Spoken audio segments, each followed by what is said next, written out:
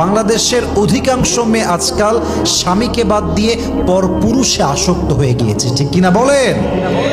স্বামীকে দেখলে ভাল লাগে না, পরপুরুষ দেখলে খুব ভালো লাগে। স্বামী কল দিলে, হ্যাঁ কি হয়েছে তোমার, রান্নাঘরে আছি, সারাদিন বাচ্চা সামলাই, ব্যস্ত, হ্যাঁ কল রাখো, মানে কুকুরের মতো ব্যবহার করে, জানোয়ার এইটা। স্বামীকে দেখলে মনে হবে ওটা ওর গোলাম, ওর কাছে সে পড়ে পড়ে খায়। বিশ্বাস করেন আমার কথা, এই মেয়েটাই পরপুরুষ কল দিলে, কেমন আছেন ভাইয়া, ভালো আছেন, ভুলে গেছেন ভাইয়া, কবে আসবেন আপনি, আপনাকে খাওয়াবো একদিন, আসেন না, বেড়ায় যান। স্বামীর সঙ্গে ডাইনি হয়ে যায়। আর পরপুরুষ দেখলেই একদম মনে হচ্ছে যে স্বর্গ থেকে নেমে আসছে পুরুষটা তার জন্য। এটা উপরে ফিটফাট, ভেতর সদরঘাট।